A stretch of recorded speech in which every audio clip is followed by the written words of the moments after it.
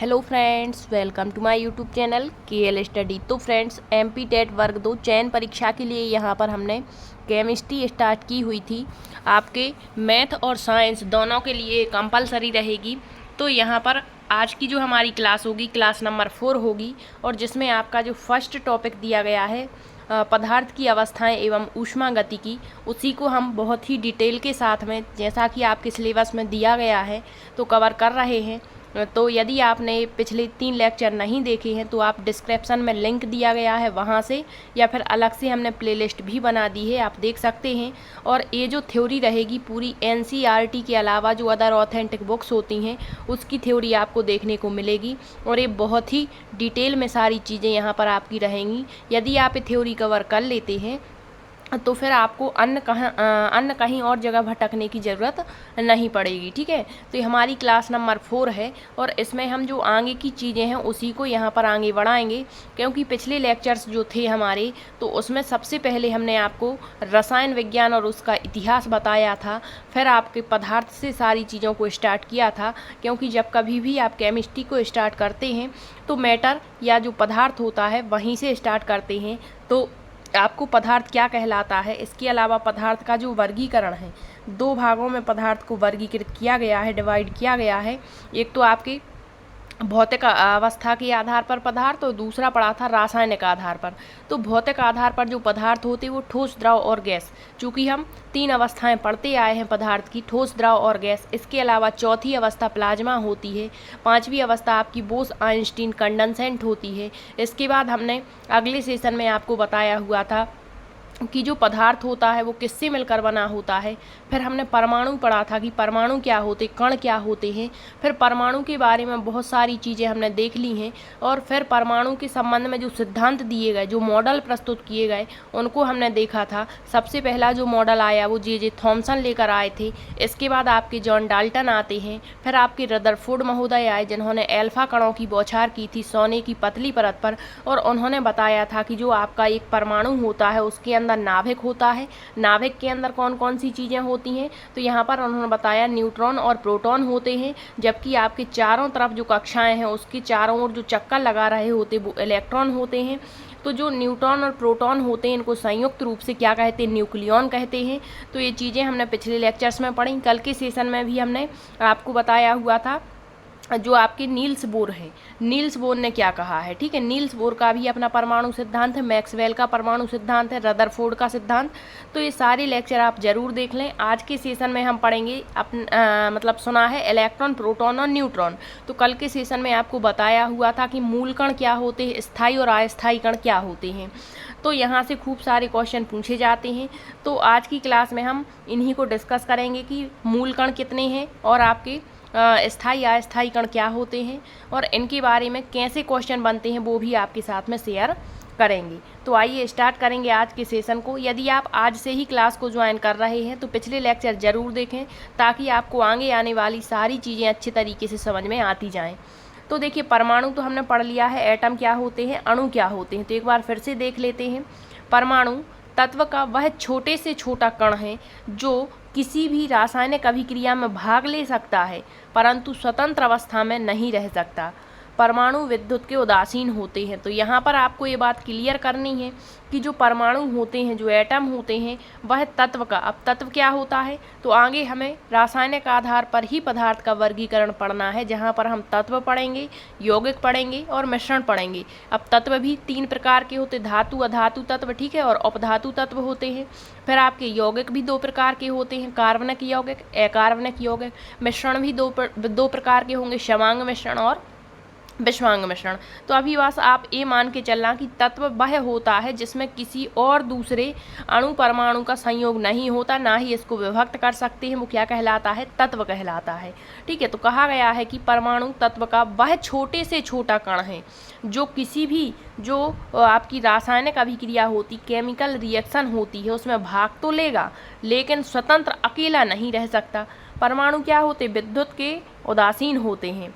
ठीक है, अगला है जो अणु होता है वो क्या होता है, तो तत्व और यौगिक का वह छोटे से छोटा कण जो स्वतंत्र अवस्था में रह सकता है, अणु कहलाता। तो ये स्वतंत्र अवस्था में रह सकता है, लेकिन परमाणु आपका स्वतंत्र नहीं रह सकता। और ये आपके केमिकल रिएक्शन में भाग लेगा। परमाणु विद्युत के क्या होते हैं, उदासीन होते, विद्युत के उदासीन होते हैं। अब देखिए इलेक्ट्रॉन क्या है, तो इलेक्ट्रॉन ई से इसको डिनोट करते हैं। तो सबसे पहले तो आपको खोज याद रखनी है, डायरेक्ट क्वेश्चन पूछता है फैक्ट के रूप में, इलेक्ट्रॉन की खोज किसने की और कब की। इलेक्ट्रॉन के बाद प्रोटॉन और न्यूट्रॉन की खोज कब और किसने की थी, ठीक है। तो देखिए इलेक्ट्रॉन की खोज जे थॉमसन, जिन्होंने परमाणु का पहला मॉडल दिया था, जिसे हम तरबूजा मॉडल या खरबूजा मॉडल कहते हैं, तो जे थॉमसन ने सन 1897 में की थी। याद रखिए, सन भी आपको याद रखना है, कब की थी इसकी खोज, सन 1897। किसने की थी, जे थॉमसन ने। अब इस पर ऋण आवेश होता है, तो ये आपको मुख्य रूप से याद रखना है कि जो विभिन्न कक्षाओं में चक्कर लगा रहे इलेक्ट्रॉन होते हैं उन पर कौन सा आवेश होता है, तो उस पर ऋण आवेश होता है। इसे कैथोड किरण भी कहते हैं, ठीक है। तो जैसे इलेक्ट्रॉन व्यवहार करता है वैसे ही ये कैथोड किरण होती हैं, इस कारण से इनको कैथोड किरण भी कहते हैं। अब देखिए जे थॉमसन को आधुनिक भौतिकी का जनक कहा जाता है। आधुनिक भौतिकी का जनक किसे कहेंगे, तो जे थॉमसन को कहेंगे। इलेक्ट्रॉन एक ऋण आवेशित मूल कण है तथा परमाणु के नाभिक के चारों ओर विभिन्न जो कक्षाएं हैं, विभिन्न ऊर्जा वाली जो कक्षाएं हैं उसमें चक्कर लगाते रहते हैं, चक्कर काटते रहते हैं। अब इसका एक तो निरपेक्ष द्रव्यमान पूछा जाता है और दूसरा आवेश, तो तीनों का आपको याद रखना है। तो जो इलेक्ट्रॉन है उसका निरपेक्ष द्रव्यमान है 9.1 इंटू 10⁻³ किलोग्राम और आवेश है 1.6 इंटू 10⁻19 कूलाम ऋण आवेश होता है, ठीक है। यह एक स्थायी मूल कण है। तो इलेक्ट्रॉन क्या है, इलेक्ट्रॉन, प्रोटॉन और न्यूट्रॉन कैसे होते, स्थायी होते हैं और मूल कण हैं, ठीक है। अब इलेक्ट्रॉन की तरंग प्रकृति की खोज यदि पूछता है किसने की थी, तो वो डी ब्रोगली ने की थी। सबसे पहले इलेक्ट्रॉन के आवेश का सफलतापूर्वक निर्धारण मिलीकन ने किया तेल की बूंद की प्रयोग से, ठीक है। तो यदि जो इस पर आवेश है ऋण आवेश, इसका सबसे पहले सफलतापूर्वक प्रयोग किसने किया था, तो मिलीकन ने। ये भी आपको याद रखना है। तो इलेक्ट्रॉन के बारे में इतनी चीज़ें आप याद रखिए। इलेक्ट्रॉन क्या है, इस पर कौन सा आवेश होता है, इसका निरपेक्ष द्रव्यमान क्या है, आवेश क्या है, और इस पर इसकी खोज कब और किसने की थी। अब देखिए प्रोटॉन, तो यह एक धनात्मक मूल कण है। इस पर कैसा, प्रोटॉन पर धनावेश होता है, जो परमाणु के नाभिक में रहता। तो हम पढ़ चुके हैं ये परमाणु है, परमाणु के नाभिक में एक तो आपका प्रोटॉन है जो कि धनावेशित होता है और एक होता है न्यूट्रॉन जो कि उदासीन रहेगा, ठीक है। तो यह धनावेशित मूल कण होता है और परमाणु के कहाँ रहता है, नाभिक में रहता है। इसे एनोड कण कहते हैं क्योंकि ये एनोड की भांति व्यवहार दर्शाता है। इसकी खोज किसने की थी, तो प्रोटॉन की खोज गोल्डस्टीन ने सन 1919 में की थी, जबकि इसका नामकरण यदि पूछता है तो वो रदरफोर्ड ने किया था, ठीक है। अब देखिए इसका द्रव्यमान कितना होगा, तो 1.6725 इंटू 10⁻27 किलोग्राम और आवेश सेम ही रहेगा, ठीक है। अब इलेक्ट्रॉन और प्रोटॉन पर आवेश की मात्रा कैसी है, समान है, किंतु उनकी प्रकृति विपरीत है, ये याद रखिए, ठीक है। अब देखिए न्यूट्रॉन की खोज सन 1932 ईस्वी में किसने की थी, चैडविक ने। इस पर कोई भी आवेश नहीं होता है, अर्थात यह एक आवेश रहित मूलकण है। तो डायरेक्ट क्वेश्चन पूछता है आवेश रहित मूलकण है, इलेक्ट्रॉन है, प्रोटॉन है, न्यूट्रॉन है, क्या है, तो वो है आपका न्यूट्रॉन, जो परमाणु के नाभिक में ही रहता है। इसका द्रव्यमान जो है वो प्रोटॉन के द्रव्यमान के बराबर होगा, मतलब इसका और प्रोटॉन का द्रव्यमान बराबर होगा, लेकिन यह क्या है, एक अस्थायी मूलकण है। कैसा है, अस्थायी, जबकि आपके इलेक्ट्रॉन और प्रोटॉन कैसे हैं, स्थायी हैं। इसका जीवन काल 17 मिनट का होता है। न्यूट्रॉन का उपयोग जीव विज्ञान और चिकित्सा विज्ञान में किया जाता है। आवेश रहित होने के कारण इसका उपयोग नाभिकीय विखंडन, मोस्ट इम्पोर्टेंट, एक तो नाभिकीय संलयन होता है जो आपने तारों वगैरह में देखा होगा सूर्य में, और नाभिकीय विखंडन में किसका प्रयोग होता है, तो वो होता है आपके न्यूट्रॉन का, ठीक है। अब देखिए यहाँ पर द्रव्यमान और इसका आवेश कैसा है, शून्य है। द्रव्यमान लगभग हाइड्रोजन के द्रव्यमान के बराबर है। इलेक्ट्रॉन, प्रोटॉन और न्यूट्रॉन में अस्थायी गुण को दर्शाने लगता है। तो जो इलेक्ट्रॉन, प्रोटॉन और न्यूट्रॉन हैं, जब अस्थायी गुण को ये दर्शाने लगते हैं यदि न्यूट्रॉन के संपर्क में आते हैं तो, ठीक है। अब देखिए पॉजिट्रॉन, तो इसकी खोज सन 1932 ईस्वी में एंडरसन ने की थी। तो ये आपके जो पॉजिट्रॉन हैं या फिर आप आगे पढ़ेंगे मेसॉन हैं, तो ये क्या कहलाते हैं, तो इसकी खोज 1932 में किसने की, एंडरसन। ये आपको याद रख लेना है। यह भी एक कैसा है, धन आवेशित मूलकण है और इसका द्रव्यमान इलेक्ट्रॉन के बराबर होता है और आवेश भी उसी के बराबर होता है। इस कारण से इसको इलेक्ट्रॉन का एंटी कण या प्रतिकण कहा जाता है।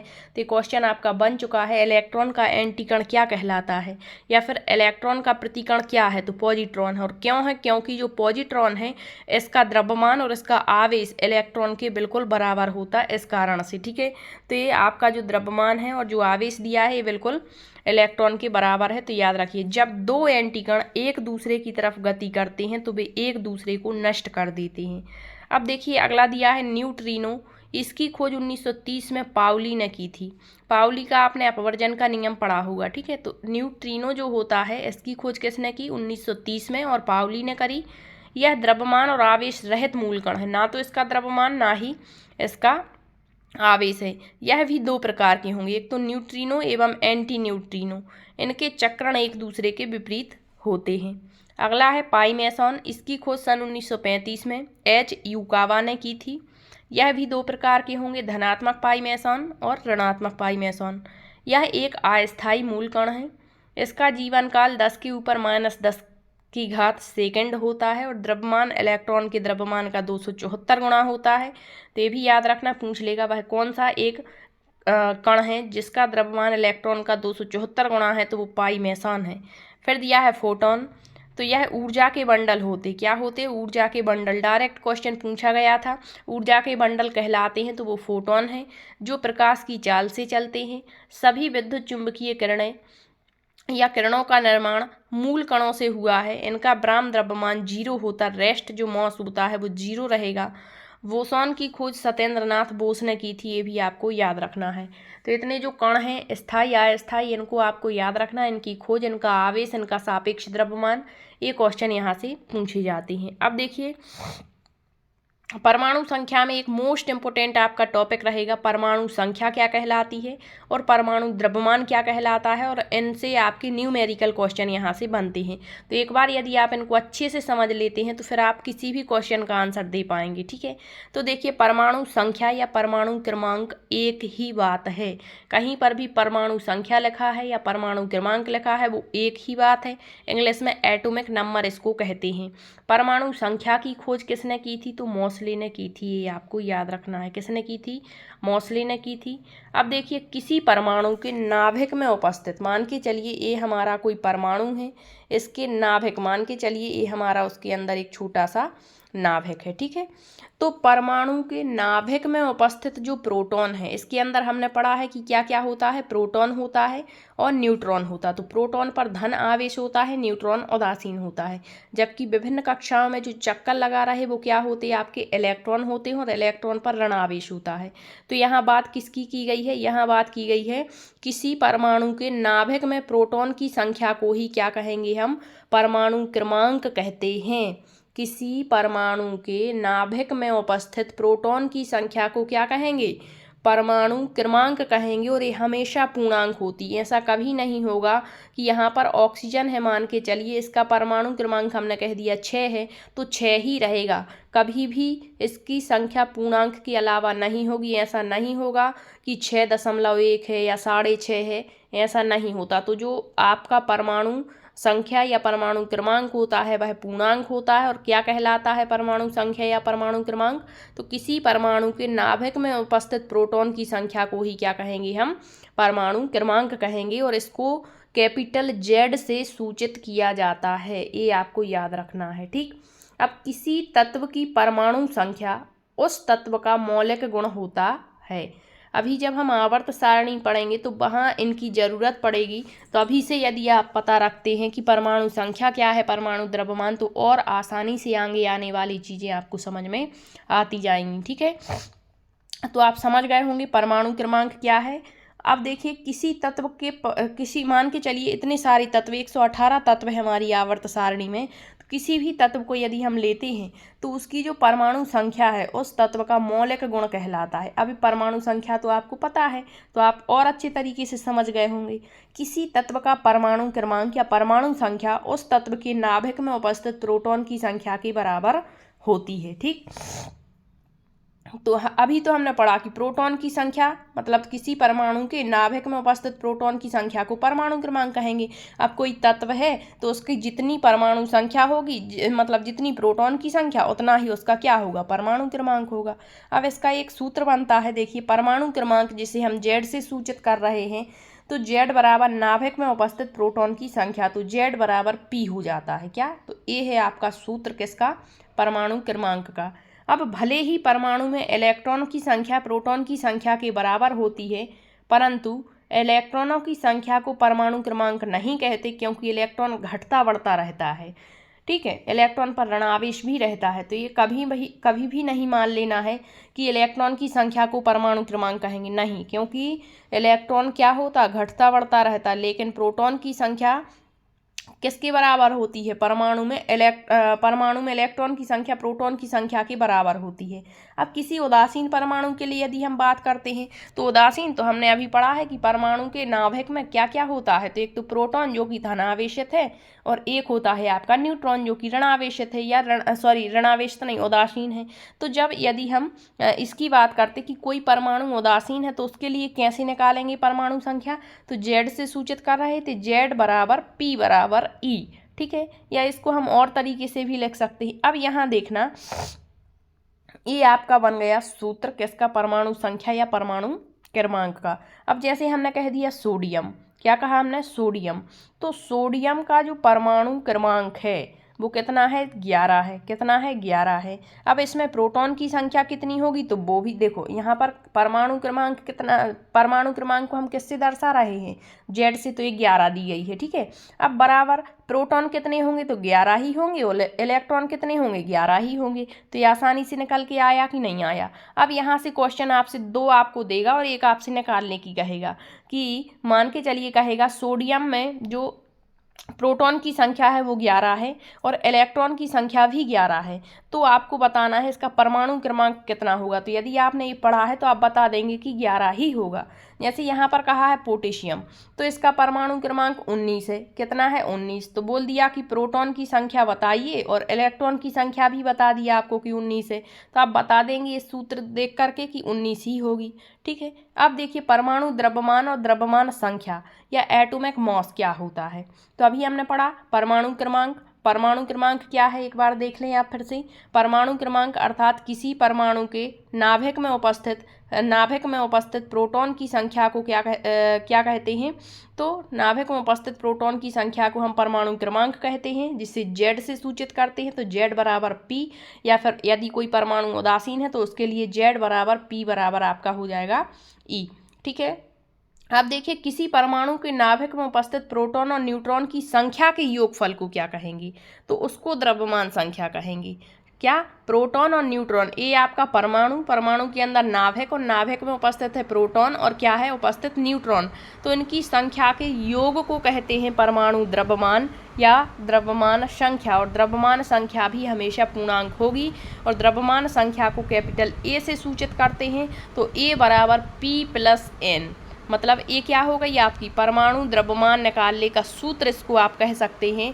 तो यदि आपसे कह दिया, या इसको हम फिर कई तरीके से लिख सकते हैं, जैसे हमने ए बराबर एन इस साइड आ जाएगा तो हो जाएगा पी बाय जेड, या ए बराबर एन, क्योंकि यहाँ पर हम पढ़ के आए न्यूट्रॉन की संख्या क्या कहलाती है, वो आपकी क्या कहलाती है, परमाणु क्रमांक। तो एन की जगह हम जेड भी रख सकते हैं, तो यहाँ पर हो जाएगा ए बराबर प्रोटॉन की संख्या प्लस एन।